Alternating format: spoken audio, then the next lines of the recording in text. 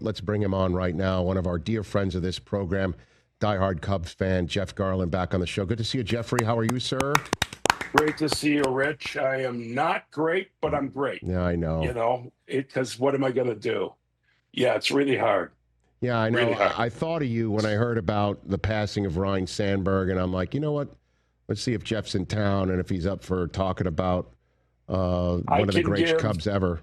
So go for it. I can give something from the beginning to the end.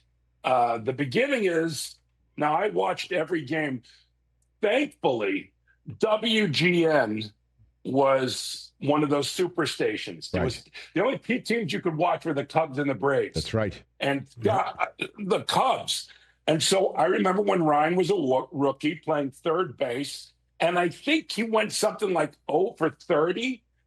His first, no joking around, 0 for 30. No hits. And they stuck with him. And then from that moment on, whenever that 0 for 30, he just took off.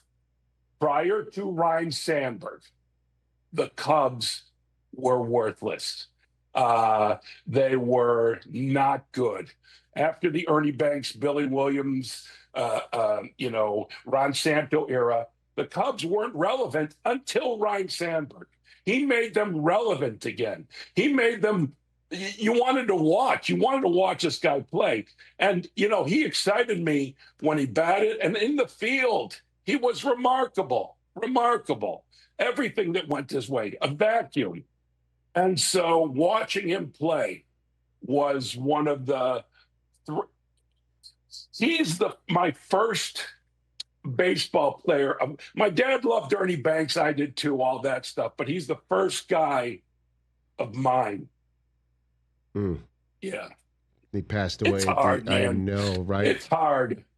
It's so hard. So over time, the Cubs used to have a party, 2 suites at the Dodgers game, and they'd invite all the LA Cub people. Right. And all the Cub players were there. Rhino was always there. That's how we got to know each other. I'd sit with him alone and watch the game. And of course, everything I'm about to tell you, in my mind, I'm going, Sandberg. Yeah, I know, right? That's your guy. That's your guy. That's your guy. And so, but I remember a funny moment from one of those things. And this is sort of like I really got to know him.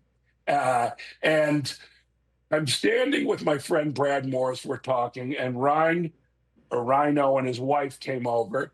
And the conversation somehow alluded to whether we knew anybody on the north side of Chicago who could teach Ryne how to ice skate. What? I swear to God. What? And so my friend Brad and I, to this day, make little ice skating jokes because that was as far left field. Talk about it, I know. Wow. And but I spent a good deal amount of time with him. With Ryne Sandberg. By the way, our radio audience just rejoined us here. Jeff Garlin is on. He joined us during the Roku only segment. I'll give you the floor again. You were tearing up because about the passing of Ryne Sandberg at age 65. Because he's only a few years older than me, which is also when I think about it. Well, weird, again, I say all the time that's following sports and being a sports fan. Sports sometimes stands for the passage of time. You know what I mean? And, yes, the passage of time. And for Ryne Sandberg to pass away at age 65, I just, like I said, I wanted to give you the floor. And by the way, the entire time I watched Harry Carey broadcast Ryne Sandberg, who was playing with Greg Maddux and Andre Dawson. It was so remarkable. And if I only could have taught the man how to ice skate. That's right. Exactly. So what was he so good at for those who need to know? Jeff, okay. Ryne Sandberg. Are you ready? I am. Everything. Everything. There was no ego. He'd lay down a bunt, even in any situation. He'd run hard. He'd play hard. He cared. You could see in the way he played, he cared so much. That's the thing. I mean, everything. He was the complete. Joe Posnanski called him about his. I don't know what the quote Joe Posnanski said. He said something very nice about Rhino being the perfect baseball player. Mm-hmm. And we have and keep going. Go ahead. No, I was going to say that all the times that I spent with him, and it's a lot, he had the best sense of humor. Best sense of humor. He was right with me, joking. And he laughed. And the idea, I swear, I would think to myself, Ryne Sandberg thinks I'm funny. Ryne Sandberg.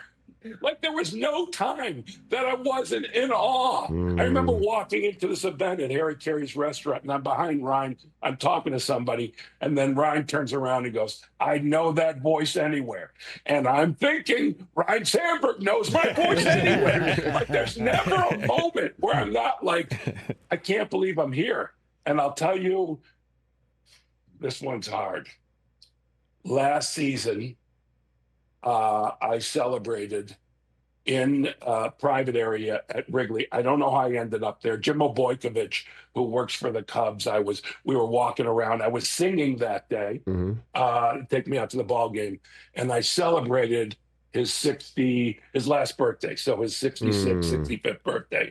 Myself, Billy Williams, Jim, Ryan's wife, and maybe one or two other people. And I did think the whole time, Ryne Sandberg on his birthday, and he was so happy. You know, the cake, the candles, the whole thing. And I thought, what a private moment that I was privileged to experience. And also I would go, I'm in the same room with Billy Williams and Ryne Sandberg. Right. Like you never lose. You never lose the little boy part of it. Or I was a young man. That's why he was mine. Yeah, I was in my. I was young. Yeah, we got a picture that you sent us. It looks like it's you, Vince Vaughn, Tom Morello of Rage Against the Machine, and then you are leaning on Sandberg's left shoulder there. Joe on the end there. He works for the Cubs. I don't want him to be the mystery guy. Sure. Okay. Yeah, but you can see the way my arm is on Rhino that we're friends. You know what I mean? You don't do that when you just first I'm resting on his shoulder. We didn't make out, but I was very comfortable. I was very comfortable with him. I'm imitating my arm. But yeah, he meant the world to me. And I knew yesterday that he was very, very ill. And then Jim Obojkovich, who I was talking to yesterday, because I'm going in a week or so to the Cubs game with Odenkirk and Cusack. Two guys that I've known since they were 12. Yeah, we're going next week. And I know it had to have hit them that hard. I haven't talked to either one of them. But I was talking to Jim about arranging the tickets. And I said, how's Ryne Sandberg? Knowing he was ill. He says, it's not looking good. And he told me that his family, his kids, his grandkids all came in. And I thought, wow, he is really, I said, is he in hospice? He says, no, he's home. Now, I know for sure at that moment, Jim knew that Ryne had died, but he couldn't say to me because it wasn't released yet. And I said to him, can I have an email or can I send you something, a note to send to Ryne? And I wanted to tell him how much he meant to me. So, look, you never say I'm sorry for crying, but I like to have a sense of stoicism and composure. I'm on the air with Rich Eisen. I know. You have every right to do it, and I'd feel the same way about, a guy who meant so much to me, and obviously growing up as a Cubs fan, and it's exactly, Jeff, the reason why I wanted to have on today, for you to give voice to this. And these are you. It's the passage of time, but also these are family members. Like Jeff Garlin here. That's the end of hour number 2 here on the Rich Eisen Show. We're still here on Roku. In the 2 minutes I have left, Jeff, what do you think Ryne Sandberg meant to all Cubs fans because of when he showed up and how he conducted himself and a Hall of Fame career that thankfully his life lasted long enough for him to have seen a Cubs World Series as well. Do you want my opinion? Please? My opinion is this. Yes, sir. Exactly like me. They feel exactly like me. Some worse, some a little better, but that's pretty much the window of where Cub fans are. Now, you said something that even White Sox fans like, right? That's not true. They hated Ryne Sandberg. Is that right? White Sox fans hate the Cub fans in such a way, you can feel it when you're near a White Sox fan, or I go to a Sox game. You can feel it. People know I'm a Cubs fan. I get it. And, but you have to know, Cubs fans don't even pay attention to the White Sox. They don't even care about the White Sox. And they, oh my God, hate. So I don't think any Sox fan is doing a dance today unless they're a Southside alcoholic. Right. But I think that, everyone who loves baseball is in mourning. Yeah. Let's put it this way. I'm sure White Sox fans as a whole today appreciate what Ryne stood for. Most definitely. And even from the most mean-spirited White Sox fan to the Pope on the other side, right? Yeah. Are saying a prayer today. The Pope, of course. Can you imagine the Pope saying, "Screw Sandberg"? I don't even care. By the way, just one more thing. Sure.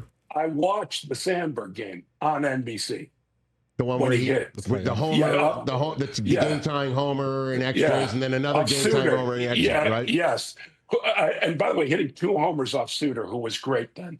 I have to say that it so profoundly affects me today. Profoundly. And will always. Oh, and this right here. Yes. Okay. Boog Sciambi had a thing for ALS. And I realized, because I was friendly with Ryne and I was embarrassed to ever ask him, can you sign a ball? And this is what I've been on and got. It came a couple weeks ago, a Ryne Sandberg Hall of Fame. Nice. He says Hall of Fame there. HOF. Baseball. And I will obviously cherish this. Love you, Jeff Garlin. Thanks for the time, brother. I love you too, Rich. And I love being a friend of the show. You are that. I'm a friend of the show. Jeff Garlin, everybody. Catch the Rich Eisen Show live weekdays from 12 to 3 p.m. Eastern on Roku Sports Channel in the U.S.